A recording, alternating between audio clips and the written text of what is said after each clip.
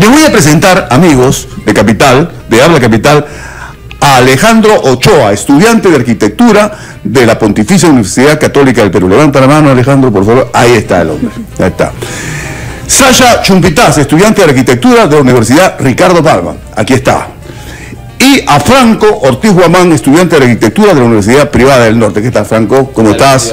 ¿Eres Franco o no eres Franco? Franco. Listo, entonces Franco. Con franqueza, ¿qué sienten ustedes como futuros? Ustedes son de la rama de arquitectura, ¿no? De la Facultad de Arquitectura. ¿Qué sienten ustedes cuando la población entera reclama esto? No sé si el concepto urbanístico de Lima ha quedado olvidado por las autoridades locales. Acaba de estar Forsyth acá, el alcalde de la Victoria.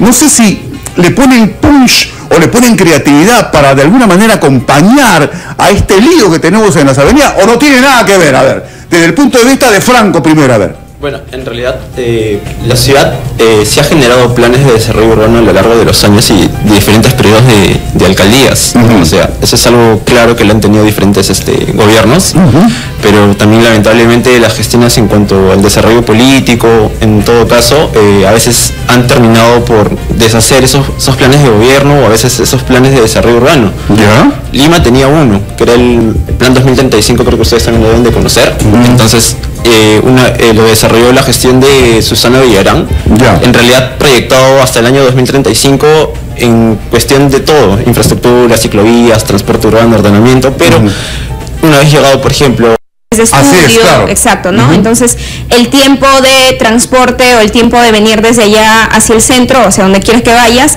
es mucho más largo, ¿no? Entonces, esto también hace que la productividad, por ejemplo, de las personas sea mucho menor. Sí, esto pues, también tiene que ver muchísimo con el PBI, con la economía. Entonces, hay que repensar no solo el transporte, no solo la planificación del transporte o del tránsito, o la gestión del tránsito, sino también todo lo que tú has mencionado, ¿no?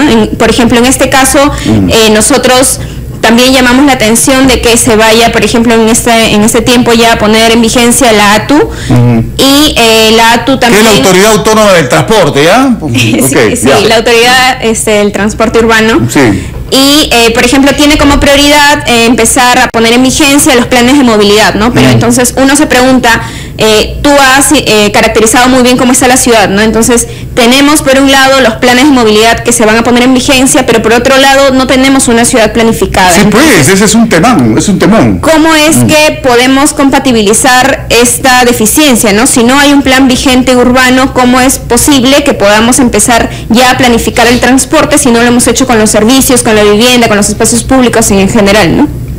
¿Cómo? ¿Por qué? ¿Qué pasa? De repente la explicación está en lo que tú dices, ¿no?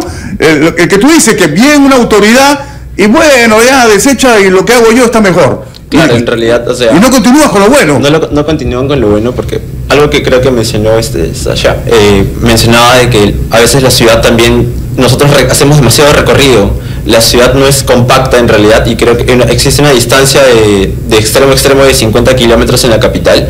Entonces, las distancias que recorre un ciudadano común para llegar a su centro de trabajo, por así decirlo, le toma entre 1, 2 horas, 2 horas y media. Claro, entonces, el transporte es pésimo, ¿no? Para ser sincero, ¿no? Definitivamente el transporte actualmente sí es pésimo. Se está tratando de ordenar de grosso modo, en realidad de ciertas partes, no está todavía aún organizado. No está articulado, es una cosa más integral. Claro, todavía no existe una forma más integral. En realidad la gestión actual también está tratando de integrarlo un poco al menos, pero todavía falta mucho trabajo por realizar, ¿no? Entonces, uno como ciudadano, como repito, no tiene que trasladarse demasiado por la ciudad, gasta dinero, gasta tiempo, y también porque los centros económicos o las zonas que mueve dinero básicamente están centralizadas aún, ¿no? O sea, las personas se mueven en base a dónde están los grandes centros de trabajo, los grandes centros laborales. Entonces uno viene desde Puente Piedra y tiene que venir hasta la parte de San Isidro para poder laborar a diario. Entonces ese transporte, esa distancia le toma aproximadamente entre 1 hora y media a 2 horas, más la espera del tiempo. Imagínate, la gente, los obreros que viven en Villa El Salvador se tienen que ir a Comas. Claro. Imagínate, compadre. ¿Tú qué dices, Alejandro? Bueno, digamos que hay ciertas iniciativas en generales por parte de los gobiernos locales, por parte de las municipalidades en general, que han ido trabajando justamente, por ejemplo, la incorporación de la bicicleta dentro de su sistema de transporte. Por ejemplo, un modelo, bueno, ha sido San Isidro, San Borja, Miraflores, ¿no? Dentro de su mismo trabajo en conjunto también, por ejemplo, articulando ciertas ciclovías. En el concepto académico, hay justamente ciertos conceptos que acuña Juan Dextre en su libro Movilidad en Zonas Urbanas, que habla sobre 4 enfoques que los gobiernos trabajan. Uno es el tráfico, el otro es el transporte, el otro es la movilidad y la movilidad sostenible. Entonces, actualmente existe muchas municipalidades, muchos gobiernos que hablan sobre el tráfico. El enfoque del tráfico más que nada apunta a trabajar o buscar resolver los problemas de rápidamente, los problemas de embotellamiento, los problemas generales, haciendo, por ejemplo, bypasses, haciendo, digamos, todas estas obras colosales, pero que al final de cuentas, digamos, un bypass no te va a solucionar, digamos, a largo plazo, o si no, ampliaciones de carriles también que buscan solucionar a corto plazo también todos estos temas de transporte, ¿no? Entonces, pero otros enfoques que, por ejemplo, a la par se está trabajando en conjunto es, por ejemplo, es el transporte público, ¿no? En robustecer el transporte público a través de medidas como, por ejemplo, si mejoras el transporte público, yo dejo mi carro en mi casa. Claro, exacto, ¿no? Por ejemplo, la implementación del metropolitano, ya desde buen tiempo, los corredores, los alimentadores y todo el transporte formal que, digamos, que camina en conjunto con el sistema de transporte tradicional, que son los buses que, bueno, las combis que nosotros ya conocemos, ¿no? Claro. Y el último de los enfoques es tanto la movilidad y la movilidad sostenible, que ya es la incorporación también, junto con el transporte público, ya el uso también de la bicicleta, pensar también en el usuario que camine. Ahora hasta patineta están poniendo ahí. Claro, mejorar los espacios públicos también para que en conjunto, o sea, la prioridad es la persona, ¿no? Entonces, qué bueno que lo hayan dicho. La prioridad es la persona. Según ¿los arquitectos piensan primero en las personas o no? Definitivamente. Sí, claro. Definitivamente.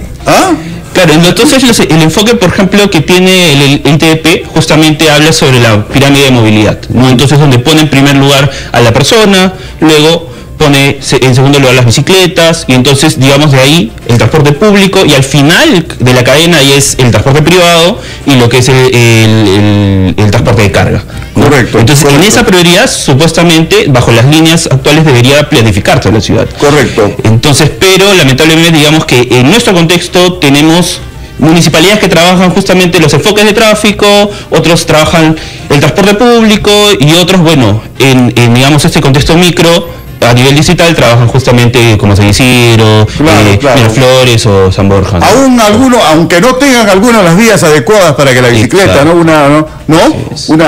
Un circuito para que vayan la bicicleta, por ejemplo, ¿no? Yo quiero hacer una pregunta a los tres, a ver, respondan como crean conveniente. ¿Hay algún lugar en el mundo del que Perú o Lima pueda fijarse y decir, a eso aspiro yo? A eso aspiro yo. ¿Algún lugar? Ustedes como estudiantes seguramente han repasado, han visto, oye, esto es lo que le conviene a Lima. Vamos a adaptarlo y vamos a nacionalizarlo. Y esto es lo que deberíamos hacer. ¿Tienen algún nombre en la cabeza para que el público entre y googlee un poco y se entere del asunto? Porque esto no queda solamente en la cabeza de los especialistas como ustedes, de los técnicos como ustedes, sino hay que distribuirlo a la gente porque la gente necesita también estar informada, ¿no? Porque es la gente que protesta, la gente que pide, la gente que elige las autoridades. Por eso es importante el enfoque de ustedes que son técnicos.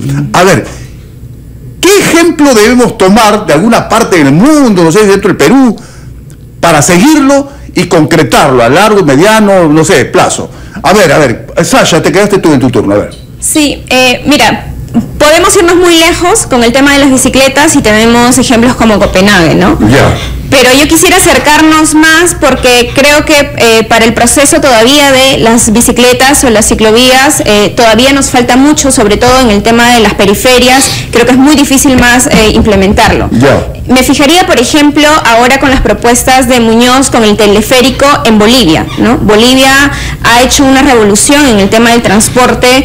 Si bien es cierto, aún tiene problemas con los ómnibus, pero todo el tema de los metrocables, o bueno, allá se le conoce como teleféricos, sí, han resuelto muchísimo el problema del tráfico. Y tiene que ver también con el tema de los subsidios, que es algo que en este país no se da en el caso del metropolitano, por ejemplo. Cuando hablamos también de transporte público, hablamos de transporte público de calidad, de servicio, pero también a una tarifa justa. Y lo que hace la gran mayoría del mundo, salvo nosotros creo, es subsidiar el pasaje, ¿no? Entonces, en Bolivia también se ha dado el subsidio, la gente llega muchísimo más rápido. De hecho, hay, bueno, las características del terreno de Bolivia son con mucha más pendiente que aquí en Perú, pero Muñoz lo ha propuesto ahora en el tramo de Comas hacia San Juan. Sí. Y entonces deberíamos también ver cómo es que ha funcionado esa experiencia allá, ¿no? Y allá probablemente no existen las colas. Yo hace unos meses fui a Bolivia y no había las colas que nosotros hacemos acá en el metropolitano, no existe. O sea, realmente uno solo pasa porque ya paga también con tiempo su tarjeta y bueno, puede ir, ahora ya hay cerca de 8 líneas, ¿no? Entonces es algo que podríamos voltear a ver también porque supuestamente Muñoz lo quiere implementar acá. Ah, qué interesante. Franco, ¿a ti qué te parece? A ver. En realidad, lo de la propuesta de Muñoz de generar un teleférico o un metrocable en todo caso, también en realidad me parece interesante porque conectas dos puntos de bastante concentración de personas, ¿no? Por un lado, en la parte de Lima Norte, a través de la estación de Naranjal, sí, en Independencia, y por el otro lado, lo que es la estación en Sol, en San Juan de Lurigancho, ¿no? Que sí, es el distrito más poblado del país. Entonces, al no haber de repente o no existir una vía que cruce de repente, en este caso los cerros, se puede generar esa opción que puede ser la más viable, de repente más que no genere tanto impacto de repente en la parte urbana a nivel del suelo en todo caso, y creo que sería mejor, ¿no? Ahora, otro punto de repente también que para tomar como un ejemplo de movilidad urbana, yo creo que podría ser lo que es el sistema de movilidad de Santiago que se está implementando actualmente, ¿no? ¿En Santiago? Lo que le llaman lo que es la electromovilidad. La electromovilidad, sí, el uso de transporte público con una capacidad máxima para 80 personas, pero es todo con sistema eléctrico, ¿no? Igual como se está aplicando ahora en San Isidro, me parece, y San Borja también, pero ellos lo están aplicando de manera masificada, ¿no? Para toda la ciudad, para que se puedan transportar. Entonces, estos buses ya no generan tanto impacto en la ciudad, ¿no? En cero emisiones, se recargan con batería unas 3-4 horas nada más y recorren toda la ciudad aproximadamente bajo un límite de tiempo corto en realidad también. Ya, claro. Entonces yo creo que también es algo que debería implementarse aquí dentro de la ciudad, pero ya de manera masificada también, obviamente que también esté interconectada con los sistemas de transporte urbano que ya se están acoplando a la ciudad y también con el metropolitano, el tren eléctrico en todo caso también. Entonces creo que teniendo en consideración estos detalles, el generar un impacto positivo de cero emisiones para la ciudad, creo que va a ser mejor todavía, aún mejor todavía de lo que ya se tiene planteado por ahora. 8:45, Alejandro. En conjunto con lo que menciona Franco y Sasha, justamente hay dos problemas, ¿no? Que tal vez el tema de los buses eléctricos pueden ser una ventaja que se está trabajando, por ejemplo, en Santiago, pero que no se malentienda en nuestro país que haya el uso de un sistema eléctrico puede aminorar, por ejemplo, el impacto ambiental, que también es otra variable en general. Pero asimismo también hay algunas personas que pueden decir, ya, entonces, bueno, yo tengo mi auto privado, entonces sí, como el sistema de transporte público es deficiente, entonces uso mi auto privado y bueno, sigo utilizando. El tema es de que no es solamente el impacto ambiental, sino es también cuánto de ocupación tiene dentro de la vía, cuánta es la preferencia que se utiliza dentro del auto, y eso de alguna manera también tiene que ver, por ejemplo, la preferencia que tiene que ver con respecto al uso privado del auto, también irradia mucho en la planificación, nuevamente, retomando el tema de la planificación de la ciudad, ¿no? Como ha mencionado Sasha, muchas personas viven en distintas partes de la ciudad, pero digamos que hay muchos centros, o hay digamos un centro principal, por ejemplo financiero, ¿no? Entonces que es San Isidro, y todas las personas de toda la parte de Lima tienen que venir hasta acá. Entonces hay que hacer un trabajo en conjunto con la empresa privada para poder regular la parte de los suelos o generar también ideas participativas de trabajo en conjunto con las empresas para que tengan sedes, por ejemplo, en diversos distritos. No solamente centrificado en una parte de la ciudad, sino también en otras partes. Claro. Entonces, y generar muchos centros, y de esa manera las personas no se tienen que movilizar tanto tramo. Correcto, 8:46 de la mañana. ¿Vamos a una pausa o no? Bueno, aquí va una cosa.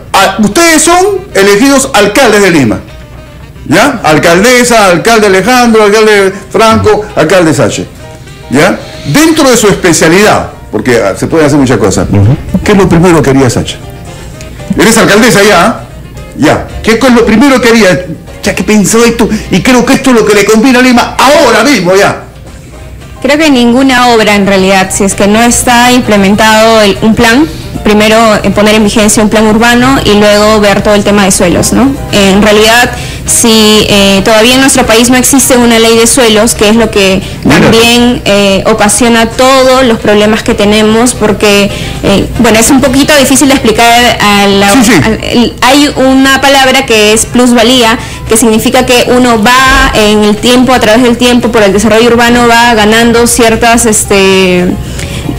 valor de uso del suelo, pero este tiene que ser repartido equitativamente a todas las personas que viven y que también han ayudado a que ese desarrollo urbano se dé a lo largo del tiempo, ¿no? Entonces, temas como una ley de suelo es muy urgente en el país. De hecho, no es una competencia de una municipalidad, pero creo que la municipalidad metropolitana, en este caso, por podrían plantear y presentar una iniciativa. Por supuesto que sí, ¿no es cierto, libres, ¿no? son totalmente claro, y esto es el Congreso de la República, obviamente. Son totalmente libres de presentar iniciativas legislativas. Entonces yo creo que eso soluciona no solo el tráfico, sino también el tema de la vivienda, que en Lima es realmente un problema, que también es una crisis y que creo que nadie voltea a ver desde el municipio, ¿no? Correcto. Alcalde, vayan tomando nota. Alejandro. Aparte de lo que ha dicho Sasha, ya eres el alcalde. Claro, aparte de apuntar justamente, definitivamente, apuntar a la planificación, y apuntar específicamente a las leyes de esos suelos en coordinación también con las otras entidades subnacionales, todos los otros gobiernos, a corto plazo trabajar lo que es la gestión de tráfico. Entonces, la gestión de tráfico apunta específicamente a mejorar la capacidad de los semáforos. Entonces, eso es lo que ahorita creo que el gobierno metropolitano debería apuntar, ¿no? Mejorar y empoderar, en vez de hacer obras colosales, apuntar a mejorar lo que es los semáforos, ¿no? Los giros a la izquierda, los semáforos, sincronizar, señalización a corto plazo y a largo plazo ir implementando progresivamente lo que es toda la parte del sistema integral. Y asimismo, en el ámbito del transporte específicamente, buscar que los horarios también de influencia del transporte sean 24 horas, porque eso también conlleva, por ejemplo, en las noches, toda la Arequipa es un foco en general de informalidad, porque el único medio que puedes utilizar a las 11 y a 12 de la mañana es colectivos, o todos estos combis que están. Muy bien, Franco Ortiz, alcalde de Lima. A ver, adelante. Bueno, en realidad también como para ir complementando tanto las propuestas de los dos, sobre la planificación, la parte de la planificación y el parte de la gestión del tráfico, yo creo que también un buen punto que ya se podría ver quizás a mediano plazo en todo caso puede ser el uso de la parte de la tecnología, que nos puede brindar demasiada ayuda. Ahora, último, por ejemplo, la Autoridad Autónoma de Transporte del Tren Eléctrico usó lo que es el Big Data, ¿no? Básicamente para poder tener un análisis, un enfoque de cómo se está movilizando la ciudad actualmente, ¿no? ¿Qué días se están movilizando, qué tanta cantidad de personas y por qué?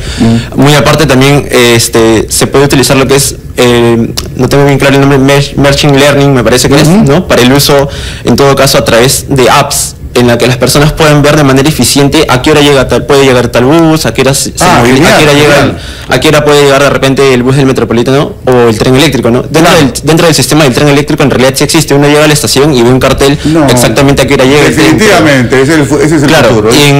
Pasa que en realidad yo creo que considerando los estimados de tiempo de las llegadas de cada bus, una persona ya puede saber exactamente a qué hora puede salir de su hogar, llegar al bus, tomarlo con tranquilidad y ya sabe a qué hora va a llegar a su centro de trabajo. Eso se llama orden, señor. Claro, teniendo un orden, pero a través del trabajo de las de las apps, ¿no? Y de los celulares. Mire, chicos, aquí hay 3 sobres, 3 preguntas, que después de la pausa las van a responder. A ver, reparte, Sasha, quédate con uno y reparte. Listo. Después de la pausa, una pregunta que ha hecho el público que quiere que ellos respondan. 3 de la mañana, aquí estamos en la capital. Bueno, esta es la última ronda con los colegas arquitectos. Aquí están juntos de diferentes universidades. Vamos a repetir. Franco Ortiz Guamán, estudiante de arquitectura de la Universidad Privada del Norte. Sasha Yumpitaz, estudiante de arquitectura de la Universidad Ricardo Palma. Y Alejandro Ochoa, estudiante de arquitectura de la Pontificia Universidad Católica del Perú. Muy bien, les hemos repartido unos sobres. Y yo estoy sorprendido porque el público, porque son preguntas del público, pensé que les iba a hacer una pregunta sobre algo sobre el tránsito, sobre la arquitectura. No ha sido así. ¿Por dónde empezamos? ¿Por izquierda o por derecha? Primero las damas, creo. Primero las damas. A ver, la ponen difícil, ¿eh? A ver, Sacha, ¿qué pregunta te tocó a ti? ¿Qué opinas de la actual gestión del Congreso? Uy, ay, ay, a ver qué vas a responder. Mira la pregunta que le hacen. A ver, Sacha. A ver, bueno, yo lo resumiría en felizmente no habrá reelección. Así lo resumiría, creo. Cada vez que hay un nuevo presidente y una nueva legislatura, y nuevos congresistas, la población espera que realmente empiecen a trabajar, ¿no? Probablemente ya creo que se está perdiendo la idea de pensar que los congresistas hacen obras, ¿no? Sino sobre todo legislan, ¿no? Y también fiscalizan. Claro, claro. ¿no? Por ejemplo, en este caso ya vinculándolo al tema de la gestión municipal, esperaba mucho este Congreso para que pueda fiscalizar, por ejemplo, la gestión de Castañeda, ¿no? Ya. Entonces, si me preguntan, por ejemplo, qué opino de la actual gestión, realmente creo que el balance es malo, ¿no? No creo que en este periodo de tiempo haya habido algo que realmente nos enorgullezca como peruanos y como peruanas de los parlamentarios que tenemos, ¿no? Cada vez aparecen incluso los temas de acoso, entonces probablemente algún peruano sé que pueda sentir vergüenza de la gente que está dentro del Congreso, ¿no? Entonces sí esperamos algo en las próximas legislaturas que esto mejore. ¿Cuántas veces has votado? 2 veces. 2 veces. ¿Qué le dices a la gente que va a ir a votar el 2021?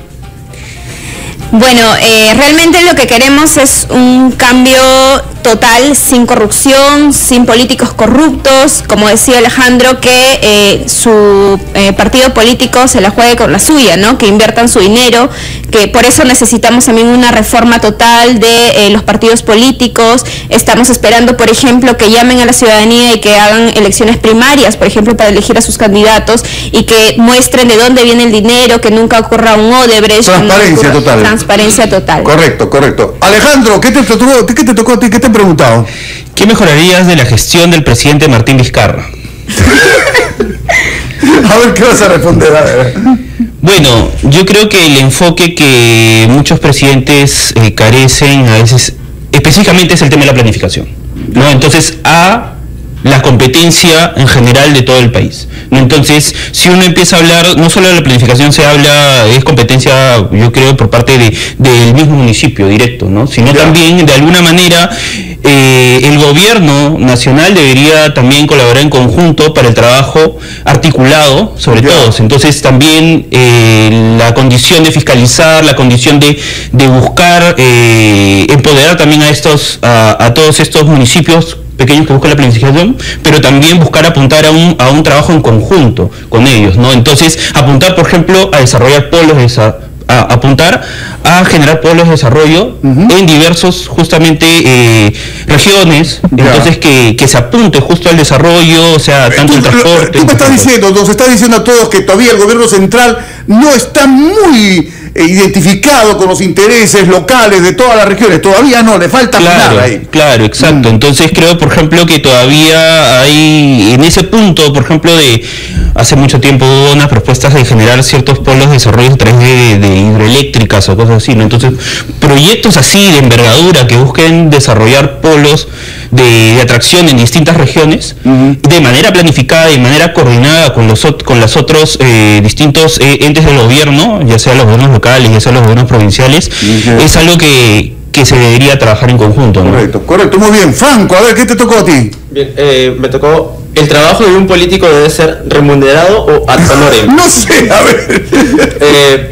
Bueno, básicamente en realidad la idea de que un político ingrese justamente a este tema, creo que es básicamente por el tema del dinero en realidad también, ¿no? En parte.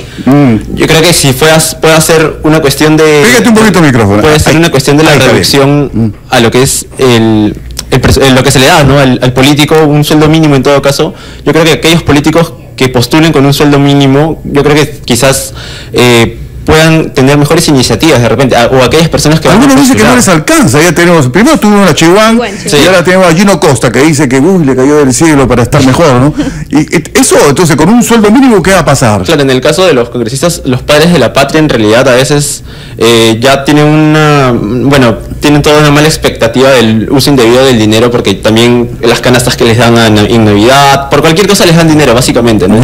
Entonces uno como ciudadano tiene una mala percepción de eso, y creo que sí debería de, quizás no quitarles el sueldo, pero sí reducirlo a lo más mínimo en realidad, ¿no? Para las condiciones básicas, porque es un trabajo para el Estado, para tu ciudad, y un trabajo para ti mismo, en realidad, el que estás haciendo, porque estás legislando, por ejemplo, en el caso de... O sea, no te vas al Congreso por la plata, sino más bien por esa ganas que tiene de servir a la comunidad. Claro, yo, por ejemplo, si postularía, o tener una especie de cargo político, no haría tanto en realidad por el dinero, sino por cuestiones en realidad de querer mejorar, ayudar, en todo caso, en algo pequeño en realidad, ¿no? Pero la idea es sumar ideas y que siempre se trabaje el Estado también 50-50, ¿no? Tanto la ciudadanía como el Estado mismo, que trabajen de manera conjunta y puedan llegar a un resultado eficiente de acá a largo plazo o a mediano plazo, de todas maneras. Señoras y señores, aquí están. Despidámoslo así, con fuertes aplausos, porque esto es el futuro del Perú. Por si acaso, uno de ellos puede ser ministro, puede ser presidente de la República, puede ser congresista, no sé, en el futuro no sabemos qué va a pasar con ellos, pero esa es su voz, es su palabra. Aquí están, señoras y señores, Sasha Chumpitaz, estudiante de arquitectura de la Universidad Ricardo Palma, Alejandro Ochoa, estudiante de arquitectura de la Universidad Católica, y Franco Guamán, estudiante de arquitectura de la Universidad Privada del Norte. Tomen nota, mírenlos bien, ¿ah? Estuvieron primero en Capital. Yo lo descubrí, chochadita, yo lo vi primero, ¿ah? Yo lo vi primero. Así que aquí está, este es el futuro. Este es el futuro del Perú, y vamos a seguir incentivándolo aquí en Capital, como corresponde, dándole valor y oportunidades a los jóvenes que tienen un enfoque, y ustedes se han dado cuenta, un enfoque a veces distinto, crítico, autocrítico de lo que está sucediendo actualmente en el Perú. Aplausos para ellos, ¿verdad? Aplausos para ellos. Esta es la calidad de estudiante que necesitamos. Así es, señores, muchas gracias. Que les vaya muy bien. Suerte. Profesores, nota para ellos, ¿ah? 9, viene la hora revuelta. Adelante.